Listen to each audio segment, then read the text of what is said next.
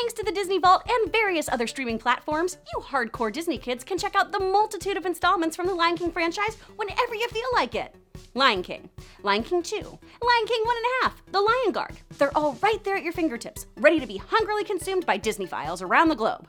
However, what faded into obscurity thanks to an underpromoted VHS release and its syndication being pretty erratically distributed across Disney's other Toon channels was the short-lived series featuring our favorite sidekicks, a wisecracking, self-described rat thing, and a lovingly, albeit flatulent Mr. Pig. Don't worry though, you guys. We've got our hands and hooves on the series and, as always, we're gonna give you some of the highlights. I'm Kris Carr, and today we're taking you on a look back at the Lion King's Timon and Pumbaa. Before we start scarfing down on grubs, I want to give a huge shout out to our amazing sponsors on Patreon, like our super nerd sponsor, Kevin Brown. Thanks to you generous dudes and dudettes, we're able to binge, write, and upload another day. If you'd like to help us all out, check out our Patreon page and see if a donation tier works for you. We'll thank you with shout outs, behind the scenes looks, patches, and more. Don't have cash to spare? No worries, little cubs. Liking, sharing, and subscribing are awesome ways to show us some love. On to the meerkat and warthog. We'll hit the beach. Here, put on this sarong. What's sarong? Nothing. What's wrong with you? The Lion King's Timon and Pumbaa, or simply Timon and Pumbaa as most folks call it, was a spin-off animated series featuring two of the Lion King's best characters, Timon the meerkat and Pumbaa the warthog.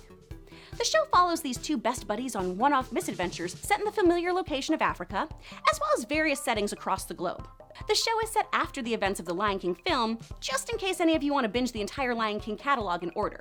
The series also shows the cast occasionally interacting with humans, which is obviously a big departure from the source material. So let's hear it for Timon and Pumbaa! So is this canon? I actually don't know. I really don't know if it's considered canon. Seth Rogen, please confirm. The hard questions they need to be asking on that press tour. Seth! The show has a very 90s Warner Brothers sensibility, in my opinion. It's a sort of zany humor that I'd compare to Animaniacs or Tiny Toons, just a little less successful. The storylines can be a bit mundane and forced at times, but Looney Tunes aspirations aside, the show definitely has some great lines and some incredibly cute moments. And you're in it for the characters and their relationship to each other, and consequently, the world and circumstances around them. And fart jokes. Obviously, lots of fart jokes. You were right after all, Timon. My tusks really are an important part of what makes me, me. How many fart jokes per minute? 72. 72 FPM. Yeah. This is where I think you'll either love the series or hate it. Either you want a continuation of The Lion King, or you just want an animal buddy romp. If you want the former, I suggest Lion King 1.5. Honestly, either way, I suggest Lion King 1.5. Love that movie. It's delightful. Oh, bushed. Think I'll turn in for the night. Fun fact! In this series, we learn Timon's full name, Timon Berkowitz. He's a Jewish meerkat. Could you engrave on the bottom here? Timon Berkowitz, the brains of the outfit. Now, of course, Nathan Lane and Ernie Sabella gave tremendous performances in The Lion King, so it's a real gift that we get them back for the show. However, Lane's stint is criminally short-lived, as he only voiced about 10 episodes or so before passing the torch on to his successor. We also have Timon played by Quint for a brief period, and then after that, Kevin Shawn provided the voice for the majority of the episodes. It could be not safe in there. Pumbaa, stop being paranoid or a pair of bugs is gonna get away. So in 1996, Nathan Lane won a Daytime Emmy Award for Outstanding Performance in an Animated Program for playing Timon on Timon and Pumbaa. Ernie was nominated that same year, and Ernie's never won for this, which I think is crazy because he's made an entire career out of voicing Pumbaa. Like, that's what he does. He's in everything. He's in all the movies. He's now a series regular on Lion Guard. He does all the Kingdom Hearts voices. Why didn't he get an Emmy? And also, Nathan Lane and Ernie Sabella worked together a whole bunch on Broadway. At the time of this, they were in Guys and Dolls together. Well, at the time of Lion King specifically. And so they both did their auditions at the same time, but they auditioned for parts that were different. They were auditioning to be hyenas. Ernie was also Zach's boss in the resort episodes of Saved by the Bell. He was Leia Remini's dad. So that's like the only other thing I know him from. I know him as a talking pig and as Zach's boss. So if he's gonna win an award, it should be for the pig. It should be for the pig! You're doing a really great job, servant boy. Sorry about this, Timon. You are too kind. Oh, supreme royal big cheesiness. And I'm really happy that they weren't any of the hyenas because then Jim Cummings got to be Ed. And what's a Disney movie without Jim Cummings? He's in all of them. Jim Cummings is perfect. He's Winnie the Pooh, he's Tigger, he's Darkwing Duck. Jim Cummings is amazing. I am the terror that flaps in the... Hey, I'm not finished. We don't see the return of other A-listers who were voices, such as Cheech Marin as Bonsai, Rowan Atkinson as Zazu, Whoopi Goldberg as Shenzai, or Jonathan Taylor Thomas and Matthew Bad Boy Broderick as Simba. All of these roles would be replaced by voiceover usual suspects like Jim Cummings, Cam Clark, Tress MacNeille, and Rob Paulson. We see a lot of characters we know and love in the series. Rafiki's back and even gets his own adventures called Rafiki Fables. Zazu's around, pompous as ever, and working for King Simba. Simba returns every now and then to see his buds and offer up some sort of plot for an episode, and typically acts as a voice of reason. Hakuna Matata. Hakuna Matata? No worries? Simba, our lives are the one thing we do worry about. Our trio of hyenas return, and remember that little gopher guy that would report to Zazu in the movie? Well, that's Gopher, and his role is expanded upon in the series. Gopher! Zazu, sir, I was just reorganizing. As per your orders, sir. Well, unreorganized. Yeah, he's just Gopher. There's not a lot of variety. I guess not. He doesn't get a dope name. But you know who we never see? Nala never comes back, which I think is really weird. Like, is this like a Saving Silverman thing where they're like, keep your at home, we hate your wife, don't have her come hang out with us, Simba. She's always hunting. That's fair. She's a female lion. Simba's a lazy asshole, and Nala has to do all of the work. That's true. That's true. Psh. Way to get all SJW up in here, Sorry. though, Brett. God, women are doing all the work. Really? I don't think so. As always in these Disney spin-off cartoons, we get a host of new original characters created specifically for the series. And naturally, I want to talk about the baddies who pop up. I, Criminal Quint, the most perpetrating ne'er-do-well bank-robbing rogue east of Alcatraz, have pulled off the perfect crime.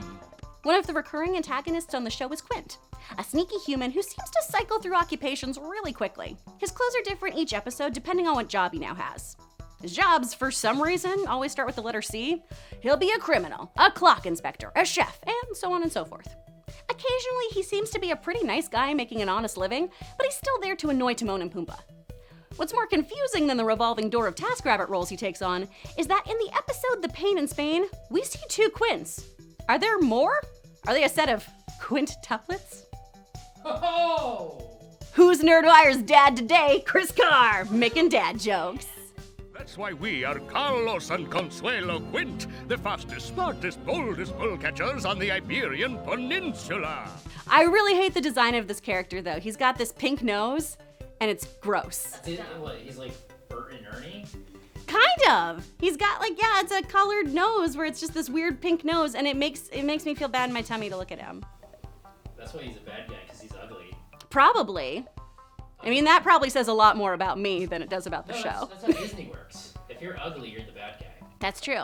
Except Beauty and the Beast. He was a sexy beast. Then there's a pair of highbrow cheetah twins named Chitada and Chitado, who speak in posh British accents. Again, this feels like a sort of Warner Brothers style set of characters. They're basically the Goofy Gophers, but a bit more dubious. Why don't we simply eat them out of the way? Oh, Chitata. Why, they're skinny, they're smelly, they're... Well, just look at them. They're hyenas. We also have the three natives. Yup, that's what they're called. They're a trio of tribesmen who appear to be indigenous peoples who begin every sentence typically with bungala bungala. Yeesh. Now, if this didn't seem a little less than PC at first glance, just wait. It turns out these guys are actually university students who take part in a Be Native weekend. They're basically cosplayers. I'd love to know how you guys felt about these dudes. Do you think the depiction of natives is pretty 90s devil may care, or do you think it's handled well once they unmask? Let me know down below. I've had it up to here with the tusk business. Yeah, these Be a Native weekends are no fun anymore. Let's get back to the university. The argument that people make for it is when they unmask, they're still African students, but they're also running around in very, very cartoony tribal masks. So I just don't know. It feels like it's not okay. But then they're very, very, smart college kids. But taking part in a native weekend, that sounds really weird, right? Poongala boogala, come back! Poongala boogala, we'll lose our deposit! The show lasted for 85 episodes that ran from 1995 to 1999. At first, the show aired simultaneously on the Disney Afternoon and CBS, with later episodes being moved to Toon Disney. Many have speculated that the cancellation of the show was due to a change in writers and director, while others believe that Disney's purchase of ABC could really be the culprit in the cancellation decision. And hand over your booty, Swabby! Oh boy, pirates! I love pirates. It was 1999. Y2K was imminent. Maybe fart jokes weren't cutting it with the theoretical hellscape of computers setting to zero and ruining the world? I feel like some good fart jokes could have done a lot of good, though. You know when you make a topical Y2K joke? Everyone's gonna be like, what's Y2K? I was born in 2003. Our audience is a lot older than you guys think. Have you tried pulling it?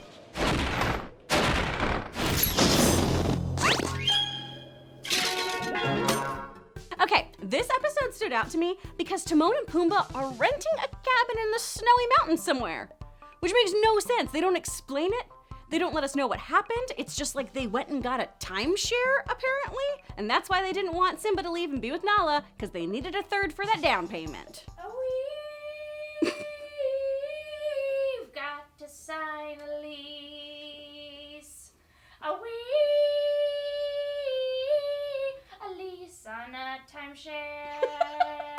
What's also horrible about this timeshare that they choose to be in is there's no food, which I guess they're wild animals, they're used to foraging, but they go out in search of frozen bugs so that they have some sustenance. I can relate to that. Brett, where's the crafty? Yeah. Where we got snacks? Whitney and I are eating frozen cockroaches just to stay alive. Mudded bugs.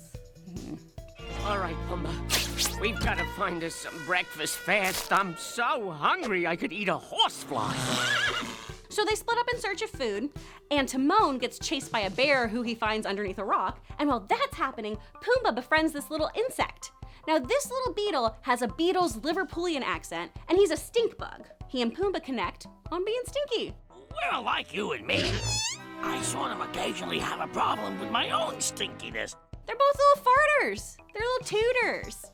Well, the stinker ends up leaving to join back up with his beetle friends, and Timon comes back and eats a different, nasty, old crusty bug, and he thinks that he just chowed down on Pumbaa's new buddy. No! I know! His friend! He's like, I just ate my best friend's new friend. Time out. You're telling me there was a bug right here that was your pal? Right, have you seen him? So, from there, Timon has the moral dilemma, right, of like, do I tell Pumbaa this? And we even have the whole like devil angel on each shoulder thing, as done by Timon. After that, we see him go through this weird dream sequence that makes no sense because he's never seen the bug, and yet the bug in question is riddled throughout his dream, and he is the judge, the jury, telling him he's gonna go to bug jail basically for eating this. Well, once he comes to, then Timon decides he shouldn't tell Pumbaa the truth. He's gonna just lie about it and say that that bear that was chasing him stole the stink bug. So then they decide to go after the bear just to keep the lie up. They're about to get eaten by said bear, and then Stinky shows back up and saves them. The bug saves them. Timon finally comes clean about how he lied, and all is well. And then the stink bug is like, oh, if you want to eat some bugs, go eat my friends. And so he might have gotten all of his friends murdered at the end of the episode. It's a Donner Party episode. The worst. Also, what I really enjoy about this episode, and I think it's just because of the snow and everything, they start having Pumbaa sing Jingle Bells. And when hearts open sleigh, on the hills we go, laughing all the way. So again, I ask all of you, is this show canon? And does that mean that everyone in The Lion King celebrates Christmas? There is a Santa Claus, and I must have always been on his naughty list. That's why I never got any presents. I gotta get on the nice list. Whitney, do you have anything you want to say about Timon and Pumbaa? I love Mud and Bug cereal. Bring it back.